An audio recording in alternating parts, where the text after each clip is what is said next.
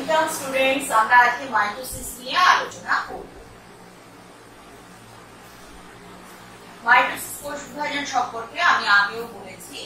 এখানে দুটো ভাগ আছে, ক্যারিওকাইনেসিস, সাইটোকাইনেসিস। ক্যারিওকাইনেসিস আবার চারটে পর্যায়ের মধ্যে দিয়ে ঘটে। কি কি ঘটবে? ক্যারিওকাইনেসিস ঘটবে হচ্ছে প্রোফেজ, মেটাফেজ, অ্যানাফেজ,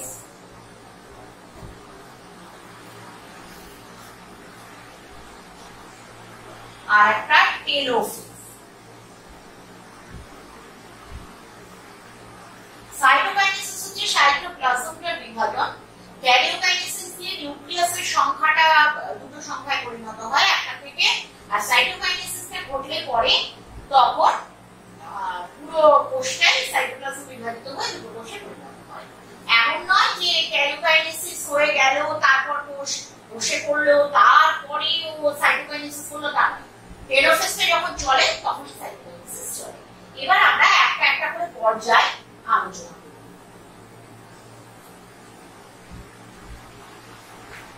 ক্যারিওকাইনেসিসটা পুরোপুরি নিউক্লিয়াস কেন্দ্রিক ঘটনা। আমি ধরি আমার এই কোষ, এই ধরো নিউক্লিওলাস, প্রাণী কোষটাই আগে বলি, উদ্ভিদ কোষে কি তারপরে বলবো। এই ধরো আমার সেন্ট্রোসোম, এই সরি সেন্ট্রোসোম যেতে হবে না, ওর বাইরেই থাকবে। আচ্ছা দেখছি, এখানে ধরো এটা আমার নিউক্লিয়াস, এইবার সেন্ট্রোসোম ধরো এখানে আছে। তাহলে কি অবস্থা হবে? প্রথমে নিউক্লিয়াসটা, তার মধ্যে জল ঢুকতে থাকবে, অথচ ওর যে ক্রোমাটিন জালিকা থাকবে জল, নিউক্লিয়াসে দেখা যাবে বড় হচ্ছে আর সেটা অস্পষ্ট হয়ে যাচ্ছে, তার চেহারাটা তার সবকিছু আর স্পষ্ট হয়ে উঠছে কি ক্রোমাটিন জালিকা, তার কয়েকটা মানে মনে হচ্ছে না কয়েকটা টুকরো এসে ভাগ হয়ে যাচ্ছে। ডিহাইড্রেশন হয় ক্রোমাটিন জালিকার এবং স্পাইরালাইজেশন হয়, জিনিসটা এরকম গোটাতে থাকে। সেই আমি যে নিউক্লিয়াসের মডেল বলেছিলাম তখন দেখিয়েছিলাম না, একটা সরু ক্রোমাটিড থাকে, তারপরে সেটা আবার পেঁচায়, ওই পেঁচানো চেহারাটা তৈরি হতে থাকে। তাহলে কি হবে? প্রথমে আমার বিরাট বড় কোষখানা, এবার এর মধ্যে ঘটনাটা ঘটতে থাকবে। প্রথম আমরা দেখব যে একই সাথে আমার সেন্ট্রিওলটা দুদিকে সরে যাচ্ছে আর তার মধ্যে কতগুলো কানেক্টিং জিনিস আমরা দেখতে পাচ্ছি। নিউক্লিয়াসটা আমার বড় হয়ে গেছে, হেলদি হয়ে গেছে নিউক্লিয়াস, আর এদিকে দেখা যাচ্ছে দিব্যি কতগুলো ক্রোমোসোম।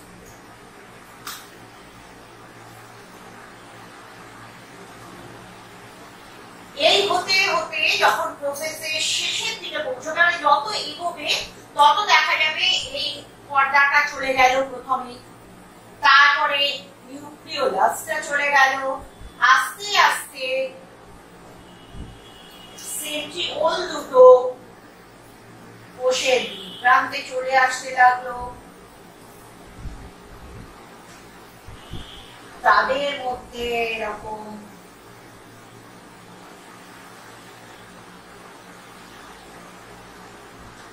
কানেক্টিং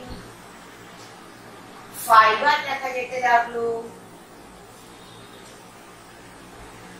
একটা কথা, এই ফাইবার গুলো কিন্তু আসলে মাইক্রোটিউবিউলস দিয়ে তৈরি হয়, আর মাঝখানে ওই ক্রোমোসোম গুলো। এবার ক্রোমোসোম গুলো আস্তে আস্তে ওটা একটা সেন্ট্রাল পজিশনে আসতে থাকে, কোষের ঠিক মাঝ বরাবর এসেও দাঁড়িয়ে যায়। গিয়ে প্রসেসর একদম শেষ যখন হয়ে এলো তখন আমরা দেখলাম যে কোষের একেবারে মাঝের অংশটা, যেটাকে আমরা নিরক্ষীয় অঞ্চল বলে থাকি, সেই জায়গাটায় ক্রোমোসোম এসে দাঁড়িয়ে গেছে এবং এই ফাইবার গুলো সংলগ্ন হয়ে দাঁড়িয়ে আছে। এই অবস্থায় আছে খানি,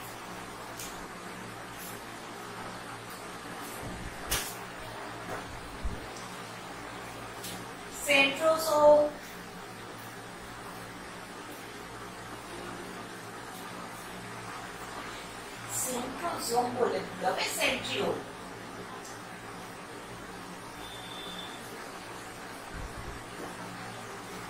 সেন্ট্রিওল ওটা 180 ডিগ্রি রিভলভ করে আর কি, 180 ডিগ্রি রিভলভ করে। তোমরা বলতে পারো পরস্পর থেকে দূরে সরে যায়।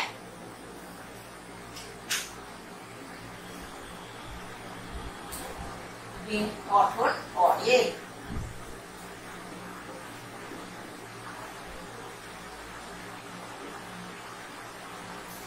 বেবে ক্রোমোজোম যুক্ত হয়,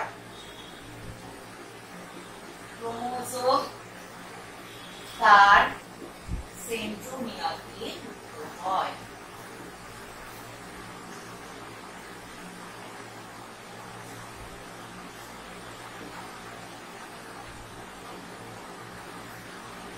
আচ্ছা, এবার বলে দিই, আমরা যে দেখেছিলাম সেন্ট্রোমিয়ারে দুটো দুটো করে চারটে প্রত্যেকটা ক্রোমাটিডে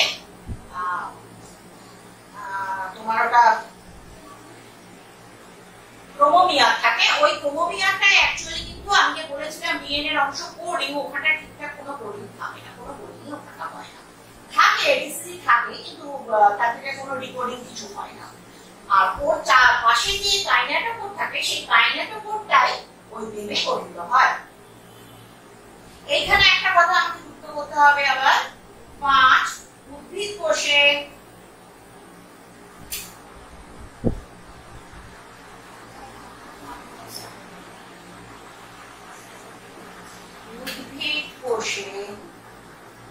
অ্যানাস্ট্রাল বিন তৈরি হয়।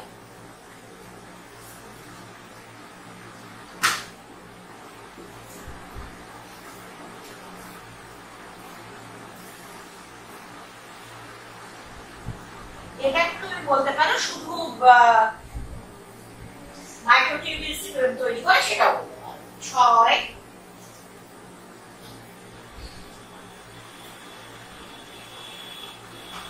ক্রোমোজোমের দুটি ক্রোমাটিড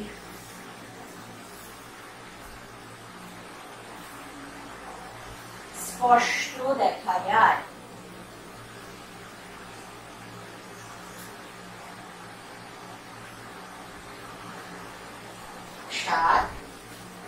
ক্রোমোজোম গুলো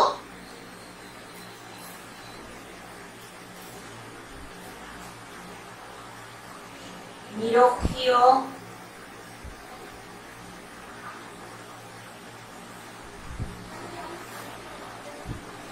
অঞ্চলে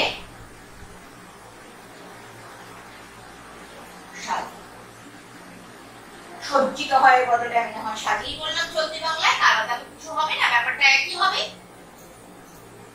প্রোফেজ হচ্ছে কোষ বিভাজনের সবচেয়ে বড় দশা, আর প্রোফেজে সবচেয়ে বেশি ঘটনার ঘন ঘটা। আমরা মেটাফেজে দেখো ঠিক মাঝ বরাবর ক্রোমোসোমগুলো নিজেদের সাজিয়ে নিয়েছে। এটাকে বলা হয় নিরক্ষীয় অঞ্চল বা ইকুয়েটোরিয়াল বেল্ট। একদম কোষের মাঝ বরাবর এটা দেখা যায়, ঠিক এখানটাতেই এরা সাজানো। আর আগেও বললাম এরা হচ্ছে ক্রোমোসোমাল ফাইবার, এরা হলো কন্টিনিউয়াস ফাইবার। এই দুটো অংশ হলো দুটো মেল। এই নিরক্ষীয় অঞ্চলে ক্রোমোসোমদের সাজানোটাকে কন্ডিশন বলা হয়।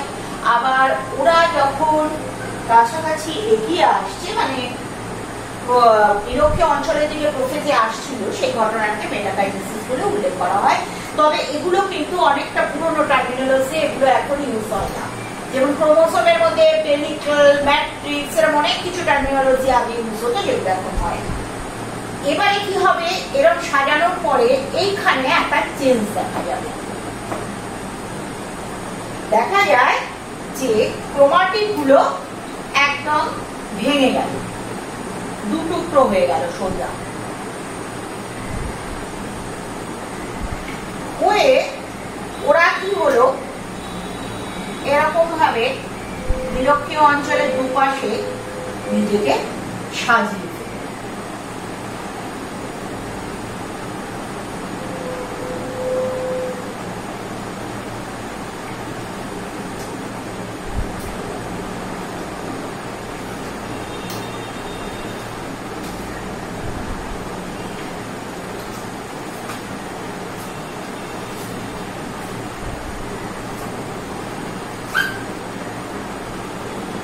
নিরক্ষীয় অঞ্চলে দুপাশে একদম সমান দূরত্বে সাজিয়ে ফেলো। আসলে কি হয়, ওরা পরস্পরের থেকে দূরে সরে যেতে থাকে, ক্রোমাটিড দুটো ভেঙে যায় দুটো টুকরোয়।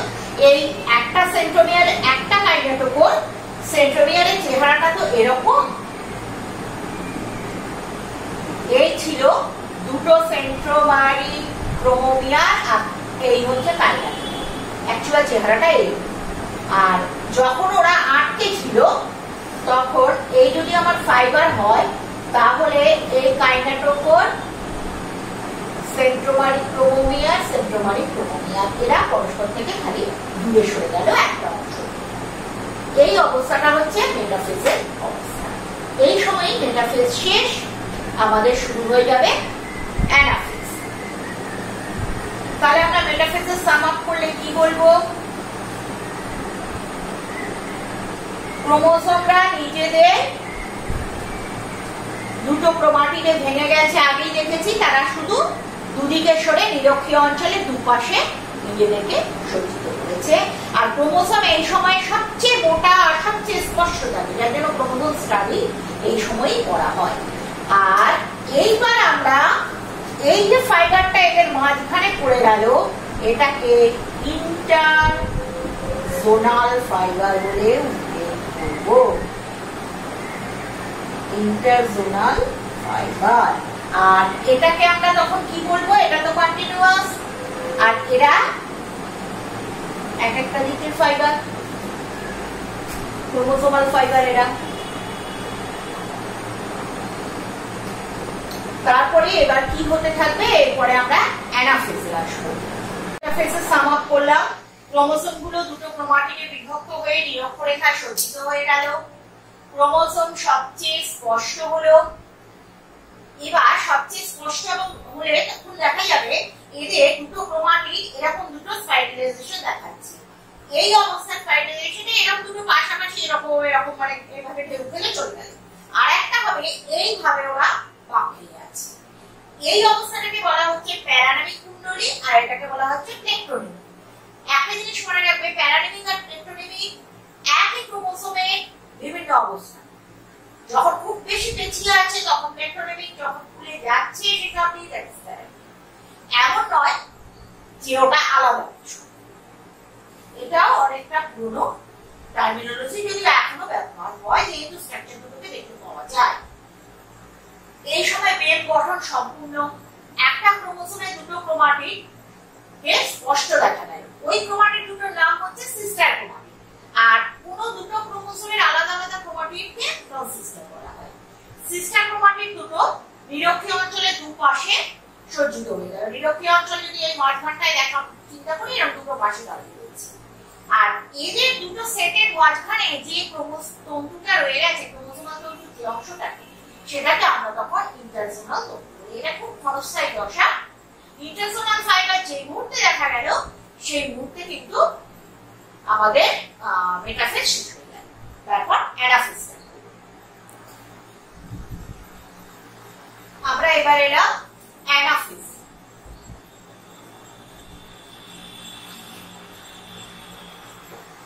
অ্যানাফেজে এবার ওই যে ক্রোমাটিড দুটো আলাদা হয়ে যাচ্ছে, সিস্টার ক্রোমাটিড, তারা আস্তে আস্তে দুদিকে মেরুর দিকে সরতে শুরু করে।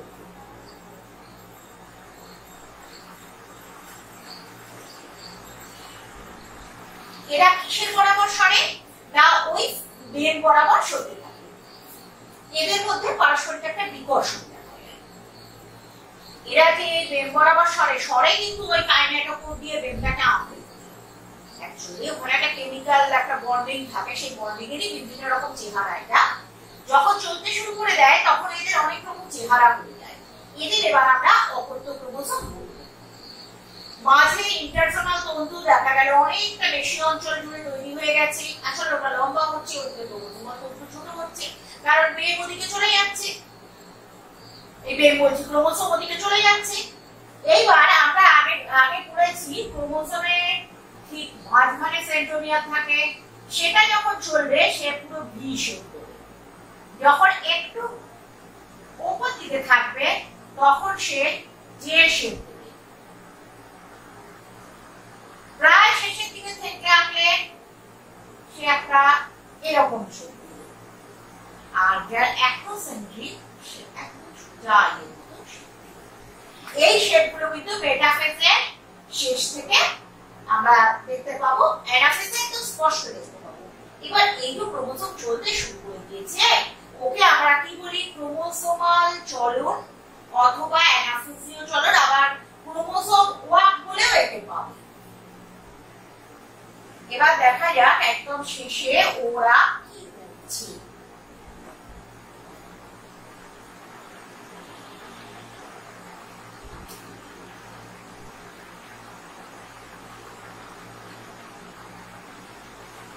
আচ্ছা, একটা কথা বলে দিই, এটা শেষের দিক থেকে যদিও আমি আঁকবার সময় এখন আঁকবো না তোমাদের বোঝাতে, কিন্তু একটা জিনিস মনে রাখবে, এটা যখন শেষের দিকে আসে, মানে অ্যানাফেজের একদম শেষের দিকে, এই মাঝের অংশটা কিন্তু আস্তে আস্তে গুটিয়ে ভেতর দিকে শুরু করে দেয়। একদম শেষ অবস্থা ক্রোমোসোম বেমের কাছে পৌঁছে গেছে, এই ইয়ের কাছে, তোমার মেরুর কাছে পৌঁছে গেছে।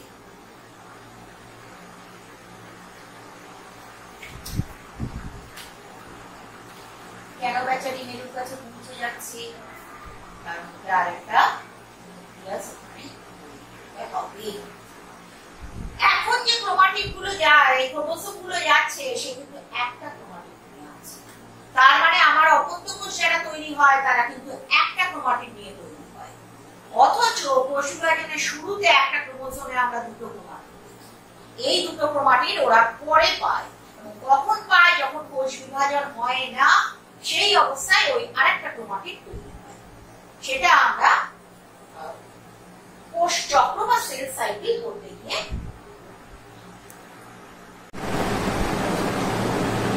অ্যানাফেজের সামআপটা আমরা করে নিই। ক্রোমোসোমীয় চলন শুরু হয়ে যায়, ক্রোমাটিড সেট দুটো বিপরীত মেরুর দিকে চলে যেতে থাকে, তাদের অপত্য ক্রোমোসোম বলা হয়ে যেতে থাকে। ইন্টারসোনাল তন্তু লম্বা হতে থাকে, ক্রোমোসোমাল তন্তু ছোট হতে থাকে। একেবারে শেষে দুটো সেট অপত্য ক্রোমোসোম দুই মেরুতে চলে যায়। প্রাণী কোষে ইন্টারসোনাল তন্তু স্টেম বডি তৈরি করে। এইবারে এই স্টেম বডি কি? প্রাণী কোষে যখন সাইটোকাইনেসিস করাবো তখন বোঝাবো সেটা কি করে হয়। অ্যাকচুয়ালি এরকম প্রাণী কোষ হয়ে যেতে থাকে তো, সুতরাং এই শেষের দিকে এখানে যারা আর কি আমার ক্রোমোসোম গুলো সব জড়ো হয়ে গেল, আর ইন্টারসোনাল আর কন্টিনিউয়াস তন্তুগুলো এরকম গুটিয়ে যেতে থাকে। টেলোফেজে আরো গুটিয়ে গিয়ে শেষকালে কেটে গিয়ে পুরো অদৃশ্য হয়ে যেতে চায়। এখন আমরা আসছি টেলোফেজ। টেলোফেজে কি হয়? কোষটা আবার সেই আগে প্রোফেজ শুরু হওয়ার আগের অবস্থায় ফিরে যেতে থাকে। সুন্দর নিউক্লিয়াস তৈরি হয়ে যায়, নিউক্লিওলাস দেখা যায়, তারপরে তোমার ক্রোমাটিন জালিকা তৈরি হয়ে যায়, অর্থাৎ এগুলোর মধ্যে আবার জল যোজন হয়ে যায়, নিউক্লিয় জালিকা তৈরি হয়ে গেল, নিউক্লিয় পর্দা তৈরি হলো, পুরো নিউক্লিয়াস ফর্ম হয়ে গেল। অন্যান্য যা অঙ্গাণু আছে সবাই দুদিকে সরে গিয়ে নিজেদের মতো বসে পড়লো। আর সাইটোকাইনেসিস প্রায় শেষ হয়ে যাচ্ছে। দেখো উদ্ভিদ কোষে প্রাণী কোষে একটা ভীষণ তফাৎ। বেম নেই, কোথাও নেই, কোথাও কিন্তু বেম নেই, সে চলে গেছে, পুরো ভাগ হয়ে গেছে নিউক্লিয়াস, দুখানা নিউক্লিয়াস তৈরি হয়ে গেছে। খালি এখানে একদম ভাগ হয়ে আসছে, দুটো শেষ হয়ে যাবে, এরকম অবস্থা, শেষ চলে যাবে দুদিকে। আর ওদের বেমের একটা অংশ মাঝখানে দেখা যায়। কেন দরকার হয়? কারণ ওই বেমের যে তন্তুগুলো ছিল আমার, সেই বেমের তন্তুগুলো দিয়ে ও সাইটোকাইনেসিস করে উদ্ভিদ কোষ, সেই জন্য সেইটুকু দেখা যায়। এবার আমরা টেলোফেজের একটা সামআপ, এবার তাহলে আমরা টেলোফেজের সামআপটা দেখি। ক্রোমোসোমে হাইড্রেশন হয়ে ক্রোমাটিন তন্তু তৈরি হয়, আবার পেঁচানো ক্রোমাটিন তন্তু হয়ে গেল। বেম দেখা যায় না, উদ্ভিদ কোষের নিরক্ষীয় অঞ্চলে অল্প কিছু দেখা যায়। কেন দেখা যায়? কারণ ওটা ওদের সাইটোকাইনেসিসের সঙ্গে যুক্ত থাকে। সুগঠিত নিউক্লিয়াস পুনরায় তৈরি হয়ে যায়। এবার আমরা আসবো সাইটোকাইনেসিস। সাইটোকাইনেসিস কিভাবে? সাইটোপ্লাজম দুটুকরো হয়, পুরো কোষটাকে দুটুকরো করে দেয়। এবার এখানে প্রাণী কোষ উদ্ভিদ কোষে ভালো রকম তফাৎ আছে, তফাৎ তো থাকবেই। প্রাণী কোষের কি উদ্ভিদ কোষের মতন শক্তপোক্ত চেহারা, না তার একখানা ওই কোষপ্রাচীর নামে ব্যাপারটা আছে? ওই তো হ্যাপাতার নেই, কোনো কথা কোষটাকে দু টুকরো করে ছেড়ে দিলেই ওর চলে যায়।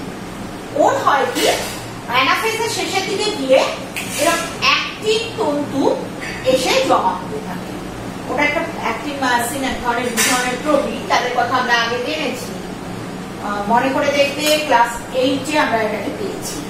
এই অ্যাক্টিন তন্তুগুলো পরস্পর সমান্তরালে জমা হয়, তারপর তার ফাঁকে ফাঁকে মায়োসিন এসে জমা হয়ে যায়। এই তন্তুগুলোর একটা অদ্ভুত জিনিস হচ্ছে এদের সংকোচন করার ক্ষমতা আছে। জিনিসটা তো এরকম, একটা কোষ ধরো, সে তো একটা আদত চেহারাটা ধরো একটা বেলুন কি ফুটবল, তার মতো তার চারদিক দিয়ে হয়ে গেল। এবার ওটা আস্তে আস্তে কুচকে যেতে থাকে এবং ভেতর দিকে ঢুকতে থাকে, তার চাপেই কিন্তু স্টেম বডি তৈরি হয়। এবার আমার যখন টেলোফেজ হয় তখন অবস্থাটা কি আমরা দেখি। তখনও যত সময় যায় দুদিকে আমার নিউক্লিয়াস তৈরি হয়ে গেছে দুখানা,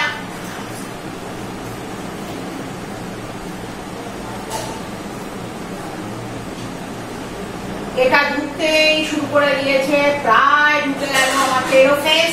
তারপরে দিব্যি টুকরো হয়ে ছিটকে বেরিয়ে গেল।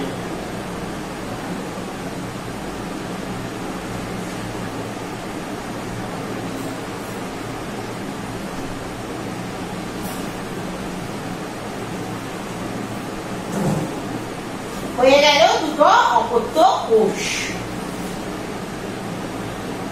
এই দুটোকে আমরা কি বলি? অপত্য নিউক্লিয়াস।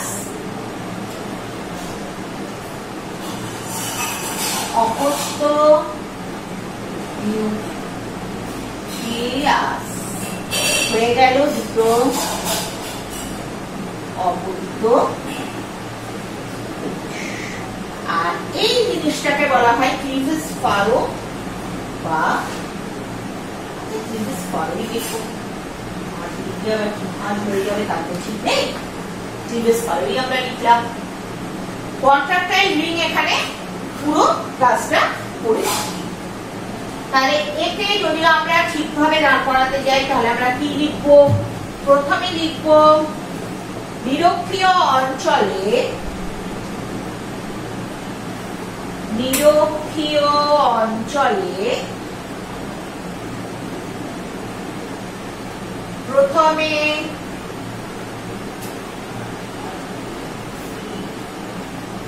সমান্তরাল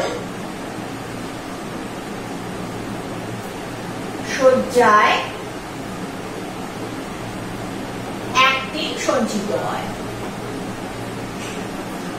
অ্যাক্টিন সঞ্চিত হয়। তারপরে কি? অ্যাক্টিনের মাঝে মাঝে, অ্যাক্টিনের মধ্যে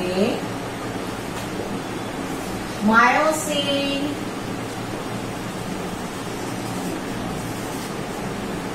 আসে, কন্ট্রাক্টাইল রিং তৈরি হয়। কন্ট্রাক্টাইল রিং তৈরি হয়। থার্ড কি? কন্ট্রাক্টাইল রিং,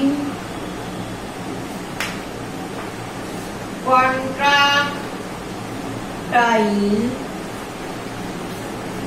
রিং সংকুচিত হতে থাকে,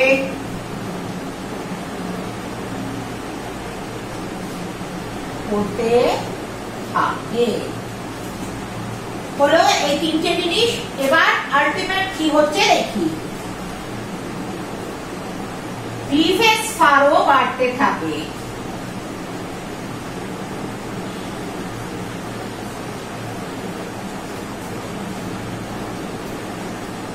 বাড়তে থাকে,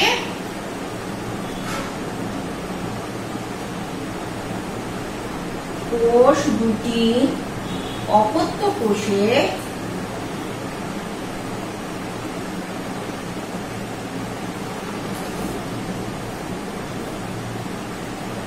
ভাগ হয়ে, আচ্ছা যে কোষটা ভাগ হচ্ছে ওটাকে মাতৃকোষ বলা হয়। ঠিক আছে, মাতৃকোষই বলা হয় তাকে। তাহলে আমরা কি হলো, কন্ট্রাক্টাইল রিং আস্তে আস্তে ভেতর দিকে ঢুকতে থাকলো, কন্ট্রাক্ট করে পুরো টুকরো করে ছেড়ে দেবো। এবার আমরা আসবো উদ্ভিদ কোষের সাইটোকাইনেসিস। উদ্ভিদ কোষের সাইটোকাইনেসিস একটু আলাদা। এখানে আমি আগেই বলেছিলাম টেলোফেজে আমরা দেখছি যে বেমের কিছুটা অংশ থেকে যাচ্ছে। বেম তন্তুর ফাঁকে ফাঁকে কি হয় না, তার ফাঁকে ফাঁকে ফ্র্যাগমোজোম বলে একটা জিনিস আসতে থাকে।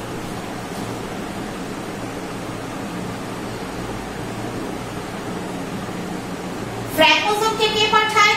ফ্র্যাগমোজোমকে পাঠায় ডিকটিওজোম। ডিকটিওজোমকে উদ্ভিদ কোষের গলগি বডিকে আমরা ডিকটিওজোম বলি। তাহলে গলগি বডি কি করলো, ও তো কাজই প্যাকিং আর পাঠানো। ওই ক্যালসিয়াম প্যাকটেট, ম্যাগনেসিয়াম প্যাকটেট এটাতে পাঠিয়ে দিল।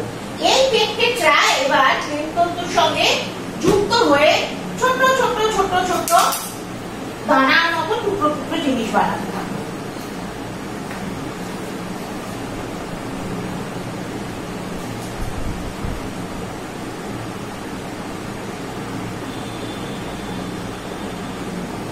দুটো মিলে গিয়ে তৈরি করতে লাগলো ফ্র্যাগমোপ্লাস্ট। এদেরকে আমরা বললাম ফ্র্যাগমোপ্লাস্ট।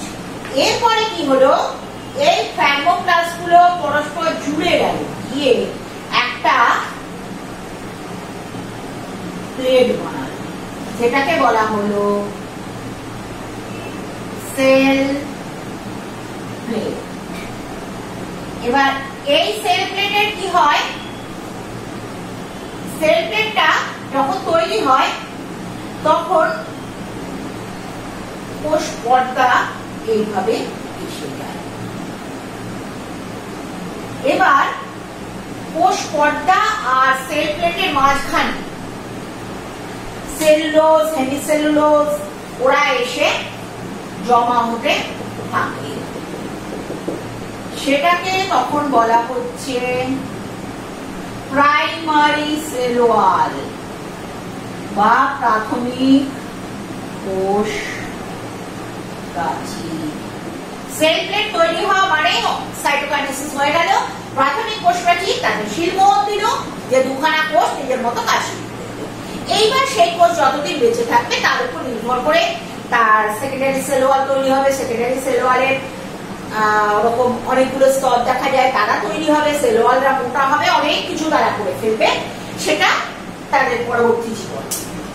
তাহলে উদ্ভিদ কোষের আমরা সাইটোকাইনেসিস সাম আপ করলে কি করব দেখা যাক। ফার্স্ট, বেম তন্তুর মাঝে ক্যালসিয়াম ও ম্যাগনেসিয়াম পেকটেট পূর্ণ কে আসে, ফ্র্যাগমোজোম জড়ো হয়।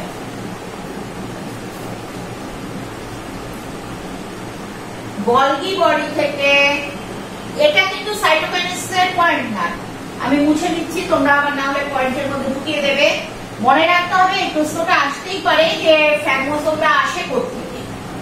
হ্যাঁ, বেম তন্তু ও ফ্র্যাগমোজোম মিলে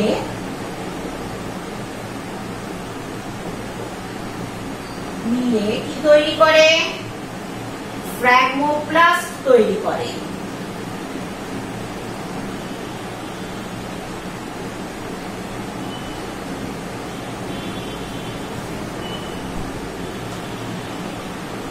তারপরে